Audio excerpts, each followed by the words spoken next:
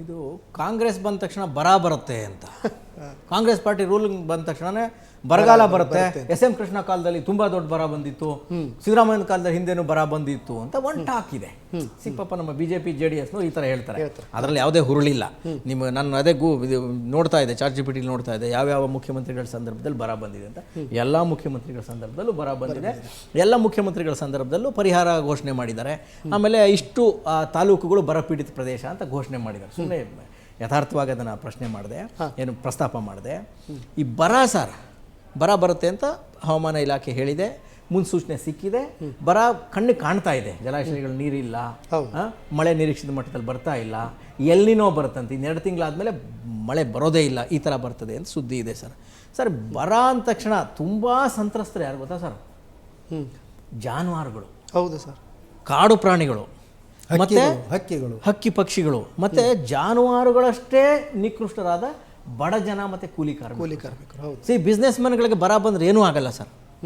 ನೌಕರ ವರ್ಗಕ್ಕೆ ಬರ ಬಂದ್ರೆ ಏನೂ ಆಗಲ್ಲ ಸರ್. ಅವ್ರಿಗೆ ಇನ್ನೂ ಪ್ರಾಫಿಟ್, ಅಧಿಕಾರಶಾಹಿಗೆ ಪ್ರಾಫಿಟ್, ಅದು ಹಬ್ಬ. ಅದು ಯಾಕಂತಂದ್ರೆ ಬರ ಘೋಷಣೆ ಆಗುತ್ತದೆ, ಅದ್ರದ್ದು ಪ್ಯಾಕೇಜ್ ಬರುತ್ತೆ. ಪಿ ಸಾಯಿನಾಥ್ ಅವ್ರ ಒಂದು ಪುಸ್ತಕ ಇದೆಯಲ್ಲ, every one loves A good drought ಅಂತ. ಎಲ್ರಿಗೂ ಬರ ಅಂದ್ರೆ ಎಲ್ಲರಿಗೂ ಇಷ್ಟ, ಹಬ್ಬ ಮಾಡ್ಕೊಳಕ್ ಅವ್ರಿಗೆ.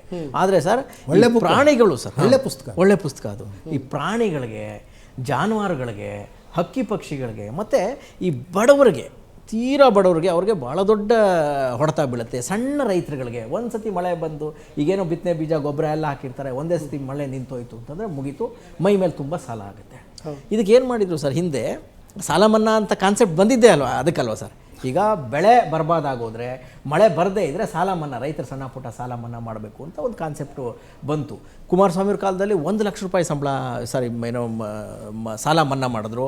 ಸಿದ್ದರಾಮಯ್ಯನವ್ರ ಕಾಲದಲ್ಲೂ 50,000 ರೂಪಾಯಿ ಸಾಲ ಮನ್ನಾ ಮಾಡಿದರು. ಮುಖ್ಯಮಂತ್ರಿಗಳಿಗೆ ಹೇಳ್ತಾ ಇದ್ದೀವಿ, ಫ್ರೀಡಮ್ ಟಿವಿಯಿಂದ ಸಮಸ್ತ ರೈತರಿಗೆ, ಆ ಬಡ ರೈತರಿಗೋಸ್ಕರ ಹೇಳ್ತಾ ಇದ್ದೀವಿ, ದಯಮಾಡಿ ಮುಖ್ಯಮಂತ್ರಿಗಳೇ, ಈ ಬರದ ಛಾಯೆ ಆಲ್ರೆಡಿ ಆವರಿಸಿದೆ. ದಯಮಾಡಿ ನಿಮ್ಮ ಬಜೆಟಲ್ಲಿ ನಿಮ್ಮ ಆರ್ಥಿಕ ಸಲಹೆಗಾರರು ಇದ್ದಾರಲ್ಲ, ಅವ್ರಿಗೆ ಈಗಲೇ ತಾವು ಒಂದು ಮೆಸೇಜ್ ಕೊಟ್ಬಿಡ್ಬೇಕು. ರೈತರು ಅಟ್ಲೀಸ್ಟ್ ಒಂದು 2 ಲಕ್ಷ ರೂಪಾಯಿವರೆಗೆ ಸಾಲನ ನೀವು ಮನ್ನಾ ಮಾಡುವ ವ್ಯವಸ್ಥೆನ ಈಗಲಿಂದ ಮಾಡ್ಕೋಬೇಕು. ಈ ಸಾಲಿ ಬರುತ್ತೆ, ಬರ 100% ಬರುತ್ತೆ, ಹವಾಮಾನ ಇಲಾಖೆ ಹೇಳಿದೆ. ಅದಕ್ಕೆ ದಯಮಾಡಿ ತಾವು ರೆಡಿ ಆಗಬೇಕು. ಆಮೇಲೆ ಕಾಂಗ್ರೆಸ್ ಸರ್ಕಾರ ಬರುತ್ತೆ, ಆತ್ಮಹತ್ಯೆಗಳನ್ನು ನಿಯಂತ್ರಿಸಬೇಕು ಮುಖ್ಯಮಂತ್ರಿಗಳೇ. ನಿಜವಾಗ್ಲೂ ಸರ್, ಬರ ಅಂತ ಹೇಳಿದ್ರೆ ನೀವು ಹಳ್ಳಿಗಾಡಲ್ಲಿ ತಲೆ ಮೇಲೆ ಕೈ ಎತ್ಕೊಂಡು ಕೂತ್ಕೊಂಡ್ಬಿಡ್ತಾರೆ ಸರ್ ಜನ. ಪ್ರಾಣಿಗಳದಂತೂ ನೀವು ಅವರ ಆಕ್ರಂದನ ನೀವು ಕೇಳೋಕ್ಕಾಗಲ್ಲ, ಸತ್ತೋಗ್ಬಿಡುತ್ತೆ, ಜೀವ ಕಳ್ಕೊತವೆ. ಅದಕ್ಕೆ ಏನು ವ್ಯವಸ್ಥೆ ಮಾಡ್ಬೋದು? ಅರಣ್ಯ ಇಲಾಖೆ ಮೊನ್ನೆ DCFಗಳ ಸಭೆ ಎಲ್ಲ ಮಾಡಿದಿರಿ.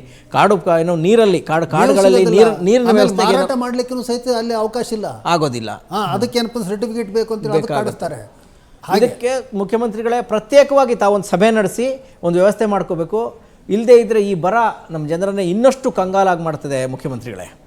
ಈಗ 8-10 ಎಕರೆ ಇದ್ದವ್ರು ಏನಪ್ಪ ಅಂತಂದ್ರೆ, ನಾನು ನಿನ್ನೆ ಸಿಕ್ಕಿದ್ದ ಒಬ್ಬ ಅಲ್ಲಿ ಯಾದಗಿರಿಲಿಂದ ಬಂದಿದ್ದಾನೆ. ಏನಂದ್ರಪ್ಪ ಅಂದ್ರೆ ಅಲ್ಲಿ ಬರ ಬಿದ್ದಿದೆ, ಇವತ್ತೇನು ಮಾಡ್ಲಿಕ್ಕೆ ಸಾಧ್ಯ ಇಲ್ಲ ಅಂತೇಳಿ ಇಲ್ಲಿ ಏನಪ್ಪ ಅಂದ್ರೆ ಗಾರೆ ಕೆಲಸಕ್ಕೆ ಬಂದಿದ್ದಾರೆ, ಇಡೀ ಕುಟುಂಬ ಎಲ್ಲ. ಎಲ್ಲರೂ ಏನಪ್ಪ ಅಂದ್ರೆ ಇದಕ್ಕೆ ಬಾಂಬೆಗೆ ಹೋಗ್ತಾರೆ, ಗೋವಾಕ್ಕೆ ಹೋಗ್ತಾರೆ, ಇಲ್ಲಿ ಬರ್ತಾರೆ. ಯಾಕೆ ಇದು ಗುಳೆ ಎದ್ದದ್ದು ಹೋಗತಕ್ಕಂಥದ್ದನ್ನು ಏನಪ್ಪ ಅಂದ್ರೆ ನಿಯಂತ್ರಣ ಮಾಡಲಿಕ್ಕೆ ಸಾಧ್ಯ ಆಗ್ತಾ ಇಲ್ಲ. ಹೌದ್ರಾ? ಶಿವಕುಮಾರ್ ಅವ್ರು ಹೇಳಿದರು, ಗ್ರಾಮೀಣ ವಲಸೆಯನ್ನು ಏನಪ್ಪ ಅಂದ್ರೆ ನಾವು ತಡಿತೀವಿ ಅಂತೇಳಿ. ಮತ್ತು ನಾಗರಾಜ್ ಅವರು ಹೇಳ್ದಂಗೆ ಏನಪ್ಪ ಅಂದ್ರೆ ಇದನ್ನು ಮಾಡಿದರೆ ವಲಸೆಯನ್ನು ತಡಿಬೋದು. ಇದ್ರ ಜೊತೆಗೆ ಸರ್, ಈ ಮಳೆ ವಿಚಾರಕ್ಕೆ ಸಂಬಂಧಪಟ್ಟಂಗೆ ನೋಡಿದಾಗ ನಮ್ಮಲ್ಲಿ ಆ ವಿಚಾರಕ್ಕೆ ಸಂಬಂಧಪಟ್ಟಂಗೆ ಡೆವಲಪ್ಮೆಂಟಲ್ ಪಾಲಿಟಿಕ್ಸ್ ನಡೆಯೋದೇ ಇಲ್ಲ ಸರ್. ತುಂಬ ಅಲ್ಲಲ್ಲ, ಈಗ ಬರಗಳು ಯಾವತ್ತಿಗೂ ಸಹಿತ ಏನಪ್ಪ ಅಂದ್ರೆ ಪ್ರಾಕೃತಿಕ ವಿಕೋಪ. ಪ್ರಾಕೃತಿಕ ವಿಕೋಪ ಹೇಳಿದ್ರೆ ಅದರ ಭಾಗ ಎಷ್ಟು, ಮಾನವ ನಿರ್ಮಿತ ಬರ ಎಷ್ಟು. ನಮ್ದು ಇವತ್ತೇನಪ್ಪ ಅಂದ್ರೆ ವಿಜ್ಞಾನ ಎಷ್ಟರ ಮಟ್ಟಿಗೆ ಬೆಳೆದಿದೆ ಅಂತ ಹೇಳಿದ್ರೆ, ಮತ್ತೆ ಆರ್ಥಿಕತೆ ಎಷ್ಟು ಮಟ್ಟಿಗೆ ಬೆಳೆದಿದೆ ಅಂತ ಹೇಳಿದ್ರೆ, ಬರದಿಂದ ಯಾರೂ ಸಾಯ್ಬೇಕಾಗಿಲ್ಲ, ಬರದಿಂದ ಯಾರೂ ಏನಪ್ಪ ಅಂತಾರಪ್ಪ ಅಂದ್ರೆ ಗುಳೆಯದ್ದು ಹೋಗ್ಬೇಕಾಗಿಲ್ಲ. ಹೌದಾ? ಇದನ್ನು ನಿಯಂತ್ರಣ ಮಾಡ್ತಕ್ಕಂಥ ಶಕ್ತಿ ಇವತ್ತಿನ ಸರ್ಕಾರಗಳಿಗಿದೆ. ಇಚ್ಛಾಶಕ್ತಿ ಬೇಕು, ಅದಕ್ಕೆ ರಾಜಕೀಯ ಇಚ್ಛಾಶಕ್ತಿ. ಯಾಕೆ ಅಂತ ಹೇಳಿದ್ರೆ, ಇವತ್ತು ಕಾವೇರಿ ಒಂದು ಕಡೆಗಿದೆ, ಕೃಷ್ಣ ಒಂದು ಕಡೆಗಿದೆ. ಕೃಷ್ಣೆ 1000 TMCಗಿಂತ ಜಾಸ್ತಿ. 1 TMC ಅಂದ್ರೆ ಒಂದು 20-25 ಸಾವಿರ ಎಕರೆ ನೀರಾವರಿ ಆಗ್ತಕ್ಕಂಥದ್ದು. ಇಲ್ಲಿ ಇನ್ನೂ ಭಾಳ ಸಣ್ಣ ಪ್ರಾಜೆಕ್ಟ್ ಇದು ಕಾವೇರಿ ಒಂದು. ಅದಕ್ಕೆ ಹೋಲಿಸಿದ್ರಪ್ಪ ಅಂದ್ರೆ ಒಂದು 25% ಇಲ್ಲ. ಇವತ್ತು ಕಾವೇರಿ ಮತ್ತು ಕೃಷ್ಣ ಎರಡನ್ನೂ ನಾವಂತೂ ಇವತ್ತು ಬಳಸ್ಕೊಂಡು ಎಲ್ಲ ಕೆರೆ ತುಂಬುವ ಯೋಜನೆ ಮಾಡ್ಬೋದು. ಅದಕ್ಕೇನು ಪ್ರಾಬ್ಲಮ್ ಇಲ್ಲ. ಇವತ್ತು ಯಾವ ಸುಪ್ರೀಂ ಕೋರ್ಟು ಅಡ್ಡ ಬರೋದಿಲ್ಲ. ಹೌದ್ರಾ?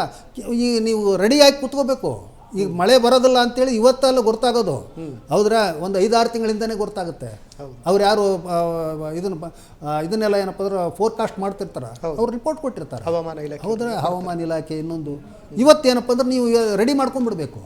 ಇಲ್ಲೇನಾಗುತ್ತೆ, ಕಾರ್ಪೊರೇಷನ್ನವ್ರು ಏನಂತಾರಪ್ಪ ಅಂದ್ರೆ ಮಳೆ ಬಂದ ದಿವಸ ಎಲ್ಲ ಮುಳುಗಡೆ ಆದ ದಿವಸ ಅವರು ಮೇಯರು, ಆಮೇಲೆ ಏನಪ್ಪ ಅಂದ್ರೆ ಕಾರ್ಪೊರೇಟರು, ಆಮೇಲೆ ಏನಂತಾರಪ್ಪ ಅಂದ್ರೆ ಕಮಿಷನರು ಎಲ್ಲ ಹೋಗಿ ಫೋಟೋ ತೆಗೆಸ್ಕೊಳ್ತಾರೆ. ಇಲ್ಲೆಲ್ಲ ನಾವು ಹೋಗಿ ವಿಸಿಟ್ ಮಾಡಿದ್ವಿ ಅಲ್ಲೇ ಎಲ್ಲ ಮುಳುಗಿ ಎಲ್ಲ ಆದ್ಮೇಲೆ ಏನಪ್ಪ ಅಂದ್ರೆ ವಿಸಿಟ್ ಮಾಡ್ತಿರಲ್ಲ ನೀವು. ಪೂರ್ವ ತಯಾರಿನೇ ಸಿದ್ಧತೆನೇ ಇಲ್ಲಲ್ಲ. ಸಿದ್ಧತೆ ಇಲ್ಲ.